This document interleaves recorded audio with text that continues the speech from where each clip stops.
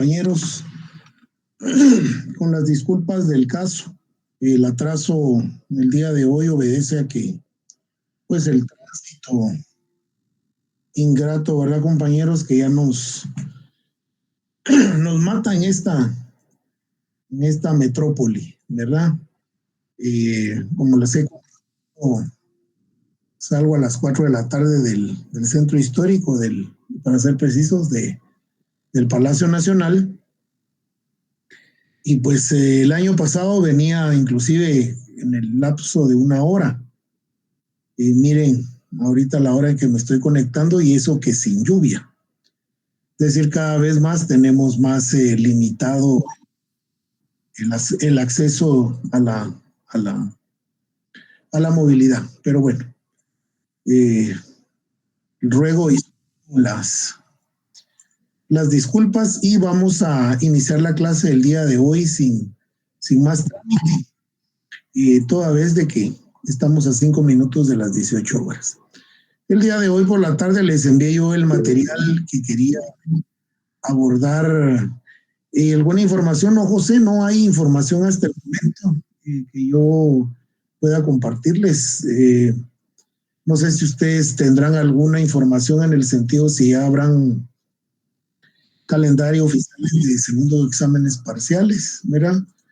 Pero no, por el momento todo está normal. La única, bueno, de las noticias, José, es que en 2 horas el Congreso de la República ha electo a los próximos 13 magistrados que desempeñarán el cargo durante 5 años más, ¿verdad?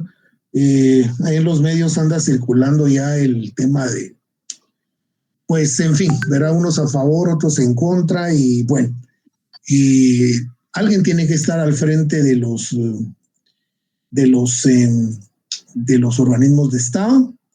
Eso es innegable, eso es impostergable, así como a algunos no les gusta el actual presidente, a otros sí les gusta, pues lo mismo sucede con los magistrados a la Corte Suprema de Justicia.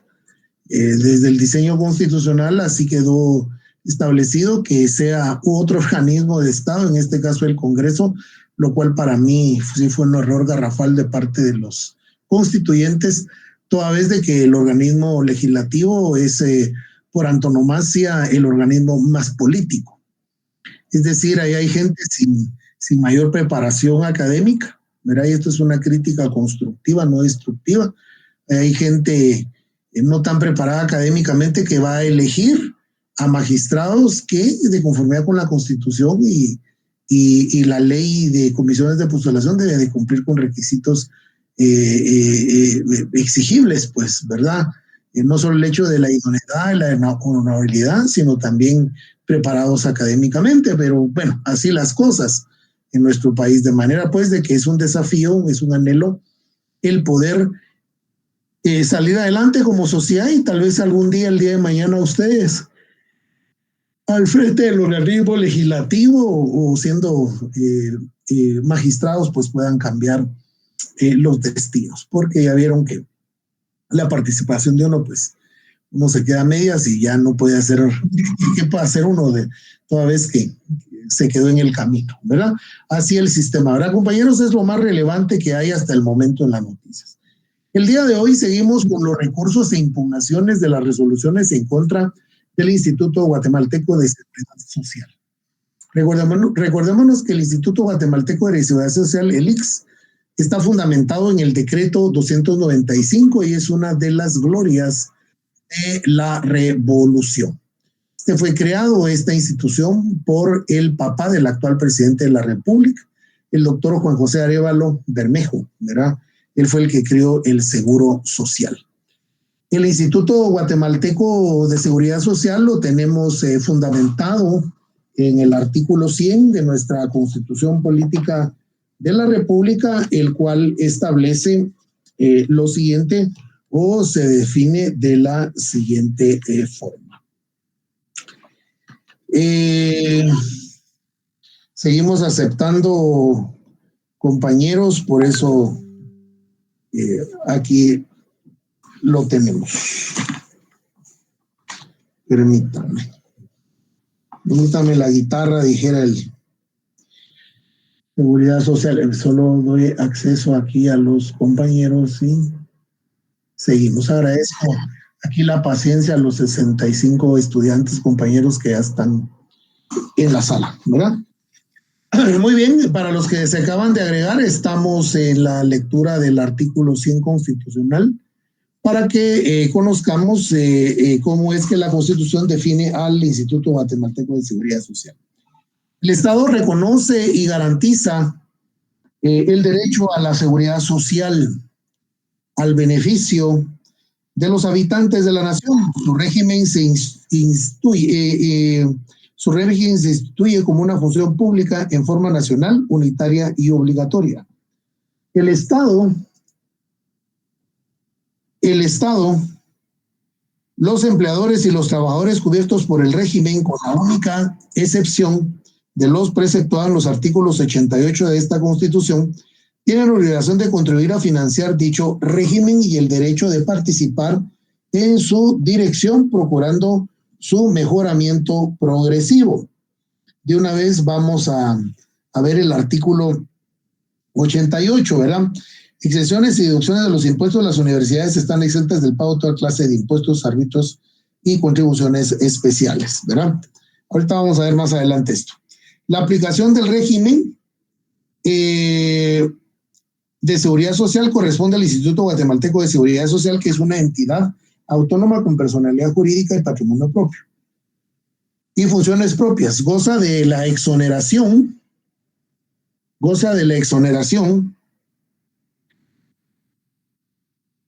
Permítanme la entidad autónoma con personalidad y funciones goza de la exoneración total de toda clase de impuestos. Sus contribuciones y árbitros establecidos por establecerse.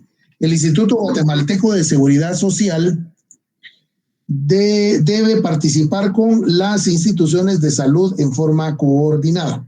El organismo ejecutivo asignará anualmente en el presupuesto de ingresos y egresos del Estado una partida específica para cubrir la cuota que corresponde al Estado como tal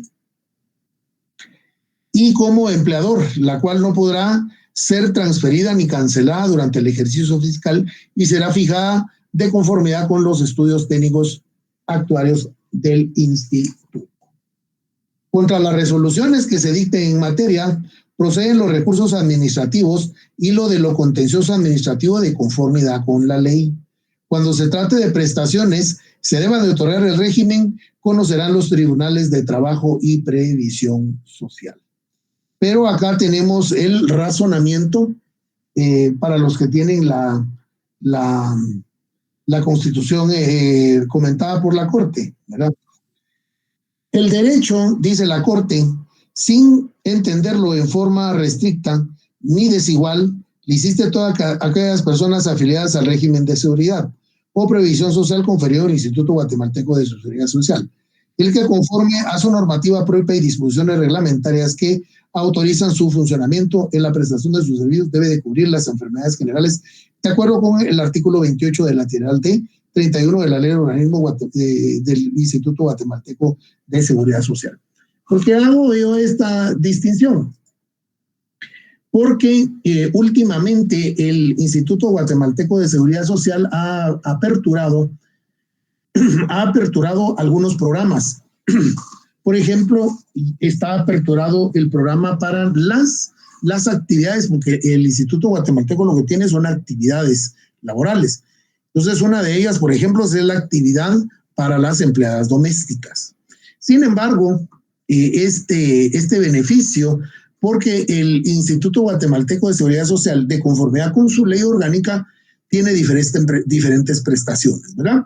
Hay de enfermedad común, hay invalidez, y las invalidez por diferentes motivos, ¿verdad? Hay jubilación, pensión, prestaciones. Tiene realmente, ahí sí que el instituto es de seguridad social. A eso es cuando nos referimos cuando existe un instituto de seguridad social. Lo que sucede es de que es un instituto que como hay que pagar una cuota, ¿verdad? Una cuota patronal y una cuota laboral, entonces nos estamos refiriendo al trabajo prácticamente formal, donde hay un contrato de trabajo, donde hay una planilla, y como consecuencia debe haber un traslado de estas cuotas, tanto del trabajador, que de conformidad con la ley debe de descontársele al trabajador. Entonces el patrono traslada la cuota no solo del trabajador, sino también del patrono, ¿verdad? Mensualmente. Esto sí se da en el ámbito privado, pero en el ámbito del Estado, lamentablemente, no se da. A pesar de que la Constitución acá establece que debe haber una partida, de que yo me recuerde de la última era democrática, solo en la época del presidente Álvaro Arzú, le condonó, o mejor dicho, le pagó, ¿verdad? Una única cuota le trasladó el gobierno central al IX en concepto de 10 millones de quetzales. El Estado, el Ejecutivo, es el primer evasor de esta contribución especial.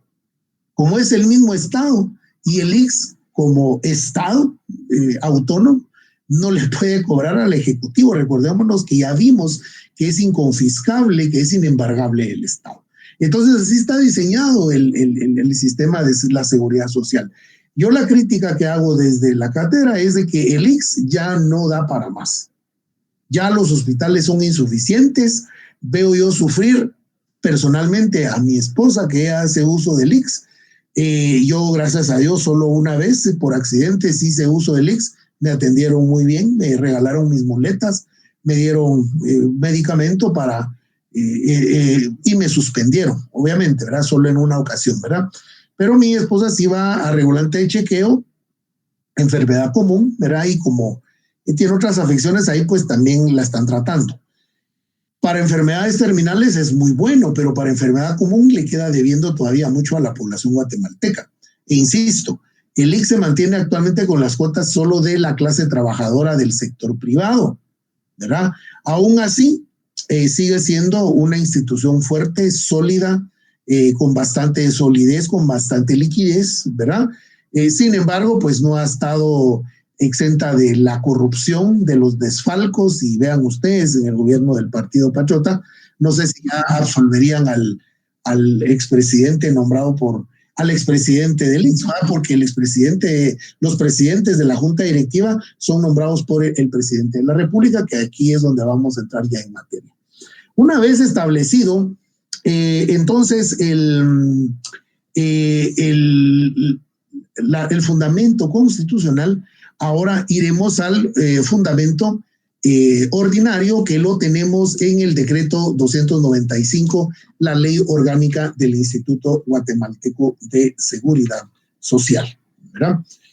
Hay un considerando, un preámbulo muy interesante, está compuesto de 1, 2, 3, 4, 5 considerandos, ¿verdad? 7, 8, 9 y 10. Y bueno, muy bien. Y cuando ya entra el objeto de la creación del instituto, en el artículo primero es que se dice una institución autónoma de derecho público con personería propia, jurídica propia, y plena capacidad para adquirir derechos y contraer obligaciones, cuya finalidad es la de aplicar en el beneficio del pueblo de Guatemala y con fundamento en el artículo 63 de la antigua Constitución, ¿verdad? Un régimen nacional unitario y obligatorio de seguridad social de conformidad con el sistema de protección mínima. Dicha institución se denominará Instituto Guatemalteco de Seguridad Social y para los efectos de esta ley y de sus reglamentos se le denominará instituto. El domicilio de las oficinas centrales del instituto y de la ciudad de Guatemala, ¿verdad? Y empieza con la organización, ¿verdad? Los órganos, dentro de los órganos superiores tenemos la junta directiva, la gerencia y el consejo técnico. La junta directiva es la autoridad suprema del instituto y como consecuencia le corresponde la dirección general de las actividades de este. Artículo 4, la junta directiva debe estar integrada por 6 miembros propietarios y 6 miembros suplentes de la siguiente manera. Un propietario y un suplente nombrados por el presidente de la República mediante acuerdo emanado por conducto del Ministerio de Trabajo, de Economía y de Trabajo, porque antes íbamos solo, pero ahora ya quedó como Ministerio nada más de Trabajo. Un propietario y un suplente nombrado por la Junta Monetaria del Banco de Guatemala, de entre cualesquiera de sus miembros, con la única excepción de los que sean ex oficio. Si alguna de las personas designadas deja de tener la calidad de miembro de la Junta Monetaria, este debe ser el nuevo nombramiento que proceda por lo que la falta de completar el respectivo periodo legal. Es decir, aquí empiezan las representaciones institucionales de acuerdo a el cargo que se ostenta. Un propietario de un suplente nombrado por el Consejo Superior de la Universidad de San Carlos de Guatemala, pero dice Universidad Autónoma de San Carlos de Guatemala. Un propietario de un suplente nombrados por el Colegio Oficial de Médicos y Cirujanos. Un propietario de un suplente nombrados por las asociaciones y sindicatos patronales que estén regidos conforme a la ley, y un propietario de un suplente nombrados por los sindicatos de trabajadores que estén registrados de conformidad con la ley. Es decir, la representación es la más que se pueda patronal, popular, y por supuesto la representación de la 3 veces centenaria Universidad de San Carlos, que regularmente lo que ha hecho la Universidad de San Carlos es nombrar al decano de la Facultad de Medicina, ¿verdad? Entonces, como el decano de la Facultad de Medicina integra el Consejo Superior Universitario, en automático lo nombran, no en automático, ¿verdad? Sino que pues es por costumbre, ¿verdad? Pero sí hay una designación, hay una votación, un nombramiento, y se somete a consideración del Consejo Superior Universitario, se emite el acuerdo correspondiente y ya se envía al representante del Consejo Superior Universitario al Instituto Guatemalteco de Seguridad Social. Cabe decir en este caso que durante la época fuerte de la CICIG, por eso esos son los desmanes de la CICIG, no es que yo esté en contra de la CICIG o yo sea pro pacto de corruptos o no, nada de eso, sino que tenemos que ser objetivos, compañeros. Pero la prisión preventiva se utilizó desmedidamente y la CICIG obligaba a los jueces a no cambiar sus resoluciones, ¿verdad? O sea, era tanta la presión internacional que el que era corrupto, olvídense, era como que era la época de la Inquisición para el que era brujo o inventor. Miren a Galileo Galilei cuántos libros le quemaron, ¿verdad? Entonces algo así era como el sistema durante la época de la CICIG. De tal cuenta que este decano, ¿verdad?, estaba dentro de la junta directiva del ICS en aquel caso que cabalmente fue en la época del Partido Patriota, ¿verdad? El famoso caso Ixpisa que le llamaron, ¿verdad? Es decir, hay muchas enfermedades terminales en las que sí atiende el ICS y son muy buenas. El cáncer es uno de ellos, por ejemplo. Y entonces también los enfermos renales, ¿verdad? Todas aquellas personas con insuficiencia renal, o sea, es decir, que les fallan los riñones, recordémonos que son, ¿cómo se llama? Son órganos del cuerpo del ser humano, son órganos terminales, ¿verdad? Es decir, si a uno le falla el corazón, hasta ahí llegó. Si a uno le falla el páncreas, hasta ahí llegó. El hígado también, los pulmones no digamos, y los riñones como consecuencia también. Entonces tuvo que crear inclusive el gobierno, era la unidad renal, UNAER, apartado y alejado del sistema de salud. Ese actualmente está ya por la iglesia de Santa Teresa, donde está ubicada la Cruz Roja Guatemalteca sobre la 9ª Avenida. Y ahí están los pacientes velando casi que todo el día. Eso es las 24 horas del día, los 365 días del año. ¿Por qué razón? Por las famosas diálisis, las hemodiálisis o los drenajes que le ponen a las personas porque los riñones ya no le funcionan. Entonces el ICS tiene unidad renal, así como todos los nosocomios, los hospitales tienen unidad renal, ¿verdad? Y entonces hubo una compra, ¿verdad? Hubo una compra a una sociedad anónima denominada PISA, que no estaba vendiendo producto, a lo lejos me recuerdo, que era producto ya vencido o era un producto de mala calidad, era un desfalco prácticamente al ICS. Se demostró inclusive que dentro de las responsabilidades civiles de la junta directiva del ICS, porque ¿qué es lo que pasa acá, compañeros? Esto es lo importante, ¿verdad? Acá la responsabilidad civil, penal, administrativa es súper importante. Es decir, no solo el hecho o no solo la importancia de llegar a ostentar un cargo en una institución autónoma, sino de las responsabilidades que se van a contraer. Como dijo el tío Ben, disculpe la comparación tan vaga, ¿verdad? Como dijo el tío Ben del hombre araña, ¿verdad? Un gran poder viene aparejado de una gran responsabilidad. Y eso es cierto. En este caso, la Junta Directiva es el órgano superior de dirección del Instituto Guatemalteco de Seguridad Social. Como consecuencia, le corresponde, de conformidad con la Ley de Compras y Contrataciones de Estado, ¿verdad? Entonces, aprobar todos los eventos en licitación. ¿Por qué? Porque rebasan más allá de 90,000 quetzales. El gerente, ¿verdad? O el presidente, de conformidad con la estructura orgánica del IX, ¿verdad?, pueden aprobar las cotizaciones, pero las licitaciones que rebasan 90,001 centavos en adelante, millones, y esto era un evento de millones de quetzales, ¿verdad? La compra de estas diálisis, ¿verdad? Bueno, el caso es que, pues, la Junta Directiva aprobó la licitación. La empresa, la pizza, estaba vendiendo producto en mal estado, ¿verdad? Eso debió haberse previsto y el Ministerio Público determinó que la responsabilidad penal recayó en los miembros de la Junta Directiva. Todos, la Junta Directiva. Ahí agarraron con presidente, vicepresidente, todo mundo se fue ahí, ¿verdad? Y me recuerdo yo de que habían unas pobres enfermeras, porque miren, pues cómo se dieron los casos. Por eso miren, nuestro curso da para mucho, da para más, y acá es donde nosotros integramos el derecho penal, ¿verdad? Porque de todos estos sindicalistas, ¿verdad?, que están en la Junta Directiva, bien que sabían, pero entonces ellos no quisieron integrar la Junta Directiva, sino llamaron a la suplente, que eran enfermeras, ¿verdad? Entonces las pobres enfermeras llorando dieron declaraciones en carceletas y todo, que a ellas solo les dieron la orden para que firmaran la aprobación de esa licitación. Eso no se vale, ¿verdad?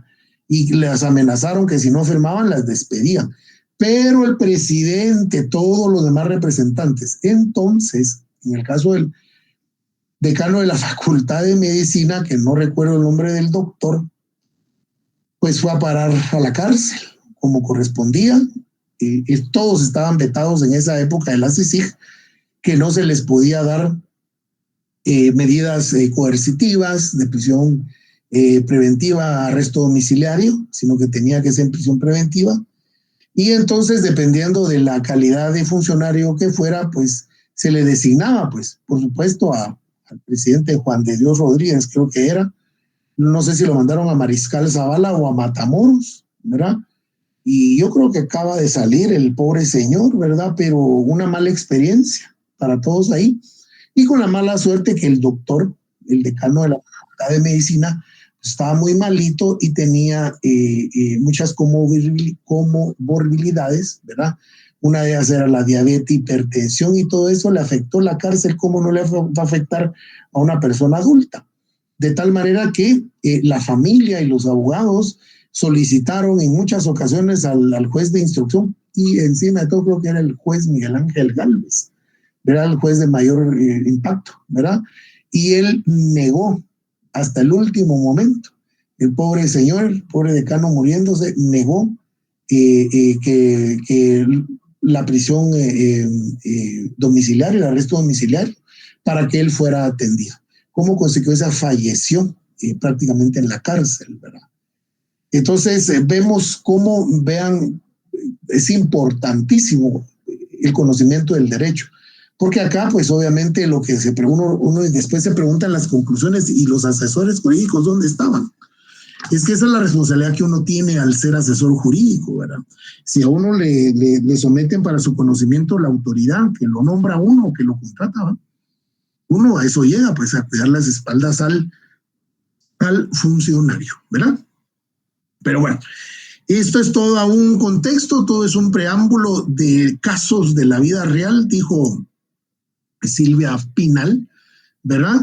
Pero es lo que sucede, ¿verdad? Dice que un propietario y un suplente, lo que ya leímos, los miembros propietarios que aluden al artículo anterior por su orden, el presidente, el primer vicepresidente, el segundo vicepresidente y los 3 vocales de la junta directiva. La gerencia es el órgano ejecutivo del instituto y en consecuencia tiene a su cargo la administración y el gobierno del mismo. De acuerdo con las disposiciones legales y debe también llevar a la práctica las decisiones que adopte la junta directiva sobre la dirección general del instituto, de conformidad con las instrucciones de que ella imparta. El gerente del Instituto Guatemalteco de Seguridad Social tiene la representación legal del mismo y puede delegarla total o parcialmente en uno o varios subgerentes. Es decir, él es el que tiene que extender los mandatos porque él no va a estar litigando, sino lo hacen a través de mandatos, a través del departamento o de la dirección de asuntos jurídicos. Aquí es donde es muy importante la incidencia y la participación directa de nosotros los abogados en derecho administrativo, ¿verdad? Precisamente para que uno vaya a ejercer el cargo de mandatario judicial. El gerente del Instituto Guatemalteco puede delegarla. El Consejo Técnico debe estar integrado por un grupo de asesores de funciones consultivas, quienes bajo su responsabilidad personal deben de sujetar su actuación a las normas científicas más estrictas y modernas que regulen sus respectivas especiales. ¿Cuáles son los beneficios de los que yo les hablaba? De conformidad con el Seguro Social, comprende protección y beneficios en el caso de que ocurran los siguientes riesgos de carácter social. Por eso es previsión social. Accidentes de trabajo y enfermedades profesionales. Cuando nos referimos a accidentes de trabajo, pues como con ocasión de nuestro trabajo ocurre algún hecho, ¿verdad? Circunstancia que afecte o vulnere nuestra estabilidad no solo emocional, sino física. Y las enfermedades profesionales corresponden a todas aquellas profesiones que de conformidad con el riesgo que lleven la misma. Por ejemplo, los trabajadores, ¿verdad? Los servidores públicos que laboran en el Centro Cultural Miguel Ángel Asturias, en el Teatro Nacional. No sé si ustedes sabían, pero ahí todos los trabajadores laboran en condiciones, digámoslo así, de oscuridad, ¿verdad? Es decir, el gran genio de la plástica guatemalteca, que pues, el día de ayer fue su celebración de su natalicio, ¿verdad? Un 3 de octubre, él nace, un 2 de octubre es el que nace. Se recordó ese día ahí en el Centro Cultural Miguel Ángel Asturias, pero diseñó para que todas las oficinas administrativas del teatro quedaran como que en la parte de los sótanos, ¿verdad? Entonces, la luz con la que se trabaja allí es luz artificial. No hay luz de día, no hay ventanas. El aire es aire acondicionado, ¿verdad? Que suple precisamente al aire natural. Y ya solo eso son 2 condiciones naturales que afectan obviamente el desarrollo físico y psicológico también, ¿verdad? Porque imagínense si la luz se va, hay planta, por supuesto, ¿verdad? Imagínense, se arruina el aire acondicionado, ¿verdad? Ya solo con eso, ¿verdad? Entonces ahí el personal, cuando yo laboré ahí, fui asesor jurídico del Teatro Nacional en el 2021, 6 meses. Entonces, cuando yo laboraba ahí, porque yo le respondía a la directora en su momento, ¿verdad? El asesor jurídico le informa ya al director o a la directora, ¿verdad? Entonces teníamos que salir, salíamos a pasear o salía yo, me decía el licenciado, si quiere salir a tomar aire puro y fresco, gracias a Dios ahí hay mucho ambiente natural, ¿verdad? Entonces salía yo a echarme mi vuelta o a veces bajaba ahí al centro comercial de la zona 4, a almorzar, unas cositas. Allá la barra, va ustedes, que rica la barra ahí con la cervecita de barril, dijeron los muchachos, ¿va? Bueno, entonces ahí está todo ese ambiente, ya están las risas ahí, ¿va? Entonces, a eso nos referimos de enfermedades profesionales. Y así las hay, por ejemplo, todos aquellos trabajadores que trabajan en las empresas de cable, que se tienen que subir a edificios, que tienen que estar con contacto de la electricidad. Ahora que en Guatemala últimamente ha estado experimentando la construcción de muchos edificios de más de 15, de 10 niveles, los que van a, prácticamente los que limpian esos ventanales. Imagínense esa enfermedad profesional, pueda provocar, ¿verdad? Y demás, ¿verdad? La maternidad, no digamos, ¿verdad? Tanto para las madres trabajadoras que pagan su cuota laboral, como las esposas o la cónyuge del trabajador también le cubre, ¿verdad? Ojo con eso, porque ahí el beneficio se amplía bastante. Es decir, si yo trabajo, pero mi esposa no es trabajadora, yo puedo inscribir a mi esposa para que sea beneficiaria de la maternidad en sustitución mía, ¿verdad? Enfermedades en general, lo que yo les decía, enfermedad común que le llaman, ¿verdad? Que si usted está enfermo, siente algún dolor aquí, algún dolor allá, esto, lo otro, primero tiene que ir a su periférica, ¿verdad? Y desde su periférica, dependiendo, ¿verdad? Donde sea, si es en la zona 6, si es aquí en la Roosevelt, bueno, en fin, tiene que ir a las 3 de la mañana para cachar número, solo para que le aperturen expediente o carnet.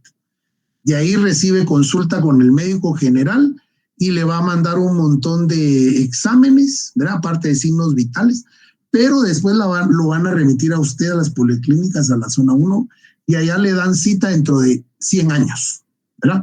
A eso es a lo que yo me refiero, de que ya se rebasó, porque es demasiada la gente, ¿verdad? Yo no puede estar esperando 100 años, ¿verdad? Y esa es la broma que hay, hasta memes, ¿verdad? Están los esqueletos ahí sentados y dice, aquí esperando a que el IX me dé cita, ¿va? Pero es que es cierto, ¿verdad? Saben todos los que hacen uso del IX, miren, el IX, a menos que uno se esté muriendo, lo atiende. Esa es la realidad. Cuando yo hice uso, yo me salí, corrí, porque le estaban asaltando al bus hace muchos años, y puse el pie izquierdo, me rompí el tobillo, y bueno, en fin, ¿verdad? Yo a la ambulancia, a los policías, a los bomberos y todo, paga IX, me dijeron los bomberos, sí, al IX, ¿verdad? De la zona 7 de accidentes, ¿verdad? Solo, y el pie, el tobillo se me empezó a poner morado y una pelota en el tobillo, solo así me atendieron, ¿no? Entonces ya me pusieron el yeso y de inmediato pasé con el médico, que entonces ya me dio mi receta para la farmacia, me dieron mis muletas, después hasta una ambulancia me llevaron para la casa, ¿verdad? Bueno, en fin, invalidez, ¿verdad? La invalidez corresponde a todas aquellas personas que necesitan jubilarse por alguna afección física, ¿verdad? Que ya no pueda continuar con el trabajo. Es decir, aquella persona que trabaja en el correo, por ejemplo, ¿verdad? Si todavía existe el correo, porque no creo, porque no, los de la MONI no van a dejar que regresen el edificio, ¿verdad? Pero bueno, digamos que sí hay correo, ¿verdad? Y uno de los carteros tiene un accidente y como consecuencia le tienen que amputar un pie, una pierna. El señor ya no puede trabajar de cartero. ¿Cómo? Si el correo es a pie o en bicicleta. Entonces ahí viene la invalidez. La orfandad, no digamos todos aquellos niños, ¿verdad? Con la minoría de edad. Entonces son prácticamente pensionados por el IX, ¿verdad? La viudez, la viudedad, cómo lo consignaba la ley, cómo lo consigna la ley, ¿verdad? Entonces le muere su esposo y su esposo pagaba IX, a usted le corresponde esa pensión, ¿verdad? Hasta que usted contraiga nuevas nupcias o usted fallezca. La vejez, no digamos que es la pensión realmente, ¿verdad? Y creo que son 220 cuotas ahorita, si no estoy mal, 240 por ahí. Si usted ha pagado cuota desde más de 20 años, vaya a revisar y ya puede iniciar su trámite de jubilación por vejez, ¿verdad? Muerte, gastos de entierro, entre otros, ¿verdad? Y los demás que los reglamentos determinen. Pero básicamente esos son los servicios que el Instituto Guatemalteco de Seguridad Social presta. Bueno, muy bien. Explicado todo este antecedente, más o menos cómo es que funciona el IX. Como les decía yo la vez pasada, trato la manera de ponerlos en contexto de qué institución es la que estamos estudiando, para luego entrar al tema de los recursos, porque a veces no la conocemos. Miren, el programa habla del IX, habla de la USAC, habla del INDE, habla de la CDAG, habla de TECAP, habla de un montón de entidades que en su momento eran descentralizadas o autónomas. Solo estamos viendo la de la USAC y solo estamos viendo la del IX. ¿Por qué? Porque son entidades autónomas que tienen su propia ley que establece sus propios recursos. Las demás entidades las han ido reformando con el tiempo y ausencia de no contar en sus leyes orgánicas de recursos, las mismas se sustanciarán de conformidad con el 119-96, nuestra ley de lo contencioso administrativo. Es decir, si en WAT o INTECAP no hay un apartado en su ley orgánica de recursos, la que les aplican es recursos revocatorios y de reposición, ¿verdad? Pero básicamente con la USAC y con el IX, pues sí tenemos fundamento. En el IX se encuentran vigentes el recurso de apelación, pero también existe otro recurso que no tiene denominación que se plantea contra las notas de cargo que se envían a los patronos que se encuentran morosos en la institución. El recurso de apelación se encuentra regulado en el artículo 52. Cuando nos vamos al artículo 52, estamos en el capítulo 8. Resoluciones de conflictos y sanciones, artículo 52. Los reclamos que formulen los patronos o los afiliados con motivo de la aplicación de esta ley o de sus reglamentos deben de ser tramitados y resueltos por la gerencia dentro del plazo más breve posible. Contra lo que esta decida, procede el recurso de apelación ante la junta directiva, siempre que se interponga ante la gerencia dentro de los 3 días posteriores a la notificación respectiva, más el término de la distancia. El pronunciamiento de la junta directiva debe dictarse dentro de los 10 días siguientes a aquel en que se formuló el recurso. Solo ante los tribunales de trabajo y previsión social pueden discutirse las resoluciones de la junta directiva, y para que sean admisibles las demandas respectivas deben de presentarse dentro de los 5 días siguientes a que aquel en que quedó firme el pronunciamiento del instituto. Ojo, por favor, ojo. A ese artículo hay que hacerle el llamado del artículo 292 del Código de Trabajo y subrayado 5 días. En previsión social son 5 días para la sustanciación de una demanda. No son 30 días. Por eso los órganos jurisdiccionales de trabajo y de previsión social, ¿verdad? Como consecuencia, entonces, ojo con estos plazos, ¿verdad? Recordemos que los plazos máximos para todos los recursos son de 30, pero cuando hay norma específica que regula plazos menos a los 30 días, es porque es la ley específica en la materia. El artículo que estoy leyendo, que acabo de leer, es el 52 de la ley orgánica del IX. A ustedes tienen que consignar el 292 del Código de Trabajo, que es donde se ingresan las demandas, ¿verdad? Donde inicia el juicio laboral, ¿verdad? Procede contra los reclamos que formulen los patronos a los afiliados con motivo de la aplicación de la ley orgánica del instituto y los asuntos que deban de ser tramitados y resueltos por la gerencia. La apelación cabe en contra de las resoluciones de la gerencia del IX y que decidan el asunto y resuelva la junta directiva. Es decir, es prácticamente una revocatoria, una reposición, ¿verdad?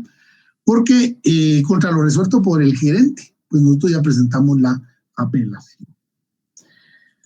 Sigamos. Las resoluciones que emita la junta directiva del IX respecto del recurso de apelación se puede resumir de la siguiente forma. Favorables, y las resoluciones favorables significan que la junta directiva del IX revocó las decisiones del gerente y las deja sin efecto. Desfavorable significa que la junta directiva del IX confirmó lo resuelto por el gerente, razón por la cual es desfavorable. En consecuencia, el patrono o afiliado tienen 2 opciones, dependiendo a qué afecte. Cumplir con lo resuelto por la junta directiva del IX, se agotó la vía administrativa y el particular puede acudir a la vía judicial. Y como lo establece la Constitución y la ley orgánica del IX, Contencioso administrativo, si es cuestión administrativa. Ojo, si es cuestión administrativa. Les puedo poner un caso ahí, ficticio, Elix. Administrativo. Oiga, inciso B, juicio laboral si son prestaciones de carácter de seguridad social o previsión social. Son dos cosas diferentes. Es cuestión administrativa o expediente administrativo de alguna solicitud y adicional si son prestaciones de carácter social o previsión social. Por favor, esa distinción ahí. Si la Junta Directiva del ICS no resuelve el recurso planteado dentro de los 10 días que establece el artículo 52, el particular tiene las siguientes opciones. Esperar indefinidamente a que la Junta Directiva le resuelva, o sea, jale su silla, que nunca va a resolver. O plantear la acción de amparo en base al famoso inciso 10 del artículo 10 del decreto 1-186, ley de amparo, exhibición personal y de constitucionalidad. Bueno, entremos al trámite del recurso de apelación. Los reclamos que formulen los patronos o los afiliados con motivo de la aplicación de su ley orgánica o de sus reglamentos deben de ser tramitados o resueltos por la gerencia dentro del plazo más breve posible. No podrá exceder de los 30 días, que es el plazo constitucional. Ojo con eso, de plano se van a encontrar con esos casos, ¿verdad? Pero no puede ser más allá de los 30 días. Contra lo resuelto por la gerencia procede el recurso de apelación ante la Junta Directiva de interponerse ante la gerencia dentro de los 3 días posteriores a la notificación respectiva, más el término de la estancia. Es decir, usted vive en Petén, en Puerto Barrios, en Huehuetenango, en Quetzaltenango, pues se le puede fijar un día más por la distancia. El plazo ante la gerencia, a pesar de no estar establecido en su ley orgánica, no debe de pasar de los 30 días que establece la Constitución Política de la República. La resolución de la Junta Directiva tiene que darse a los 10 días de elevado el recurso. Solo ante los tribunales de trabajo y de previsión social pueden discutirse las resoluciones de la Junta Directiva. Y para que sean admisibles las demandas respectivas, deben de presentarse dentro de los 5 días hábiles siguientes a aquel en que quedó firme el pronunciamiento del instituto, ¿verdad? Por eso les puse yo el artículo 292, Código de Trabajo, el decreto 1441. Último párrafo, el artículo 100 de la Constitución, ¿verdad? Que lo leímos, ¿verdad? Contencioso administrativo y a tribunales de trabajo. El artículo 53, los juicios que se sigan para la imposición de multas o sanciones deben iniciarse o resolverse en definitiva ante y por los tribunales de trabajo y previsión social. En dichos juicios el instituto debe ser siempre tenido como parte en estos procesos. Otros recursos en la ley orgánica del ICS, el recurso de reclamo, sin nombre del recurso en la ley, se interpone como reclamo por medio de un memorial y como simple petición que contiene una impugnación. Fundamento del artículo 35, ¿verdad? Vamos a ver qué es lo que establece el artículo 35 de la ley, ¿verdad? Y dice, el derecho de reclamar, entonces se llama reclamo. El derecho de reclamar el otorgamiento de una pensión prescribe en 1 año y el derecho de cobrar las pensiones o indemnizaciones acordadas prescribe en 6 meses. Ojo con todos esos plazos, compañeros. Ojos, porque esos plazos son perentorios. Y si se nos van, por eso usted debe estar ahí atento y si sus clientes llevan, mire, ¿y cuánto tiempo? Fíjese que me notificaron hace 1 año, ¿va? Hicieran pensión, ya no va, procede, ¿verdad? Bueno, y por último, el esquema, el esquemita que de preguntarles el esquema va a ser que fue también enviado hoy por la tarde al Classroom de ustedes. Recurso de la apelación contra el gerente del ICS. El recurso de apelación contra las resoluciones originales del gerente del Instituto Guatemalteco de Seguridad Social. Plazo para plantear es de 3 días siguientes al de la notificación más el término de la distancia. Procedimiento intermedio. El gerente del ICS debe elevar el expediente a la junta directiva del ICS. No tiene plazo establecido, pero no puede pasar de 30 días. La resolución del recurso. El plazo para que la junta directiva del ICS resuelva es de 10 días después de planteado el recurso. ¿Y por qué razón tiene que ser rápido? Porque se supone que son cuestiones de previsión social o de salud. Entonces, la junta directiva del ICS no debe tardarse para resolverlos. La resolución del recurso, el plazo para que la junta directiva resuelva es de 10 días después de planteado el recurso. ¿Cuáles son los escenarios? La junta directiva revoca la resolución, es favorable al interesado y manda que se emita una por parte de el departamento que la emitió. Si no se resuelve dentro del plazo, puede recurrir al amparo. Después de los 30 días, estando en estado de resolver, podemos plantear la acción de amparo en base al famoso inciso F del artículo 10. Si la resolución es confirmada, es favorable para el interponente. Puede acudir a la vía judicial. Si es laboral, a la sala de trabajo. Y si es administrativo, a lo contencioso administrativo. También como consecuencia tenemos las excepciones de nuestra ley. Por eso es de que no se entra a conocer esos tipos de recursos. Lo tenemos en el 17 y en el 17 bis, ¿verdad? Que cuando sean cuestiones de trabajo y previsión social no se sustanciarán en base a los recursos del contencioso administrativo, sino de una vez agotada la vía administrativa en previsión social o trabajo, pues se acude a las salas de trabajo, como ya lo hemos visto en esta ocasión. Bueno, compañeros, no sé si hay alguna pregunta, duda, comentario con relación. Solo contaríamos con 2 recursos, el de reclamo y el de apelación. Sí, pero yo solo le voy a preguntar el de apelación. El reclamo no le voy a preguntar. No me interesa.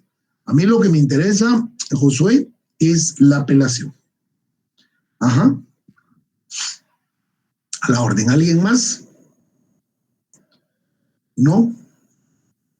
Lick, buenas noches, solo una pregunta. Es que Sí, la apelación procede solamente en contra de la junta directiva, ¿verdad?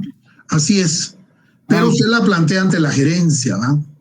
Ok, se plantea ante la gerencia y pues me imagino que la eleva Así, así mero es. junta directiva. Ok, muchas gracias, licenciado. A la orden. ¿Alguien más? Bueno, tenemos unos 5 minutos, si me permiten ustedes. Yo sé que yo soy el culpable del atraso, pero sí es muy importante que empecemos a conocer este tema. En 10 minutos, a las -10 los dejo ya libres. Control judicial o jurisdiccional, dice el programa, privativo de los actos y resoluciones de la administración pública. ¿Cómo así? ¿Verdad? Es decir, ahora que salimos básicamente de recursos, digámoslo, entendámoslo de esta forma, de la mayoría de la administración pública, porque el gobierno centralizado, que es el ejecutivo, es a través del recurso revocatorio de reposición, y las instituciones, la apelación en servicio civil, la revisión y la apelación en materia administrativa, tributaria y aduanera, la apelación en la Universidad de San Carlos, así como la revisión de asuntos electorales, y ahora la apelación y el reclamo en el ICS. Digamos que tenemos cubierto una gran parte del Estado y del gobierno. Las demás, como les dije yo, como no consta en su ley, pues se le aplican los recursos de la ley de lo contencioso administrativo. Pero ya vimos los de los gobernadores, ya vimos los de las municipalidades. Entonces, prácticamente lo tenemos todo cubierto. Ahora, ¿qué sucede con ocasión de no ser recursos en materia meramente administrativa? Entonces vienen el control jurisdiccional privativo, en forma privada, de los actos y resoluciones de la administración pública. Para el efecto, según programa, empezamos con el control penal. Y el control penal es a través del antejuicio, la institución y la figura del antejuicio.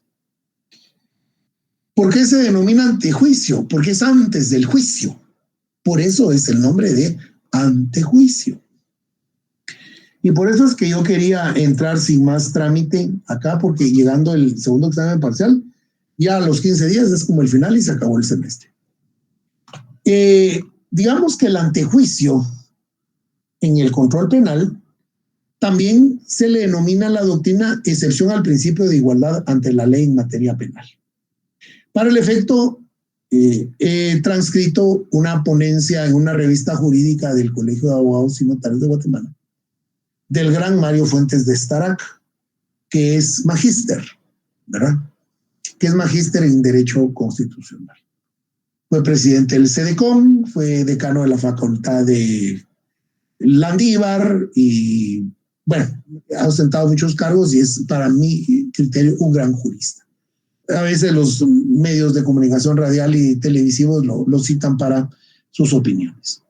Él establece que el derecho del antejuicio o desafuero es una excepción al principio de igualdad ante la ley procesal penal.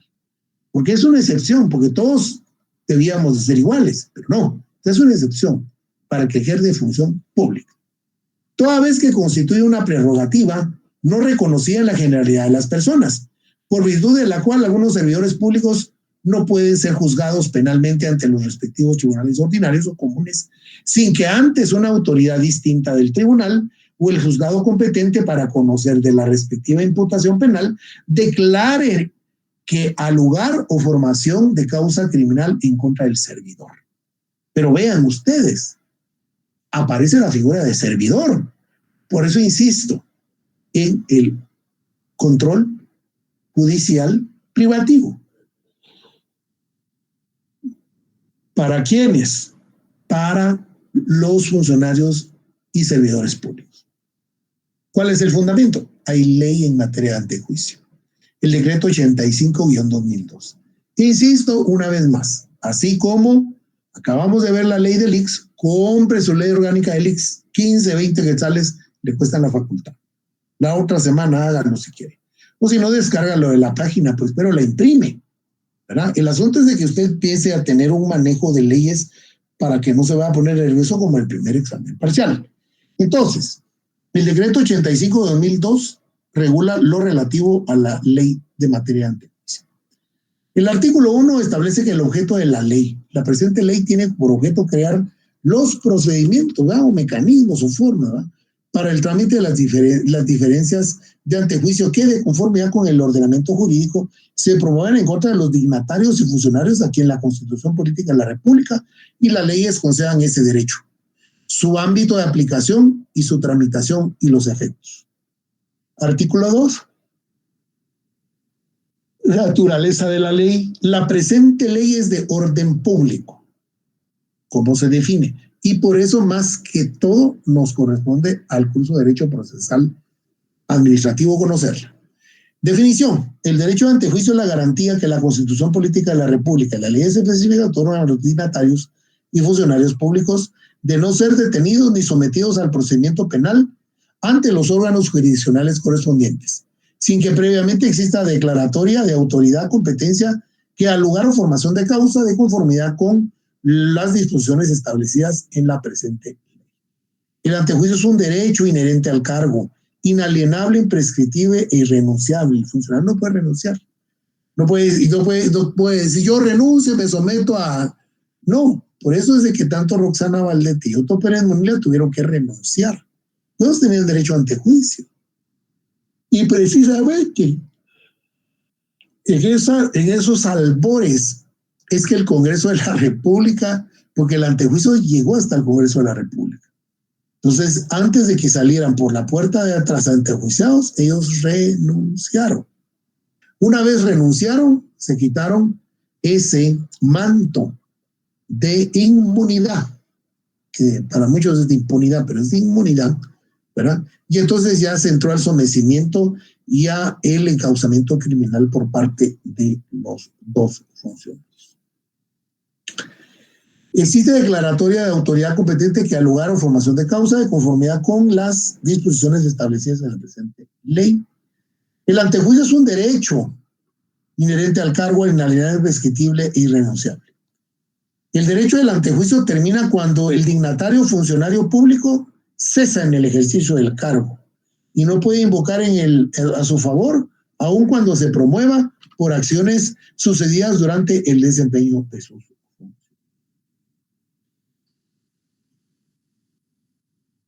Bueno, justificación del derecho de antejuicio. Nos vamos a quedar allí en la diapositiva número 4. Les envié 3 esquemas ante el Congreso, ante la Corte, ante las salas de apelaciones. Porque ahí vamos a ver que el antejuicio también se conoce dependiendo por materia, ¿verdad?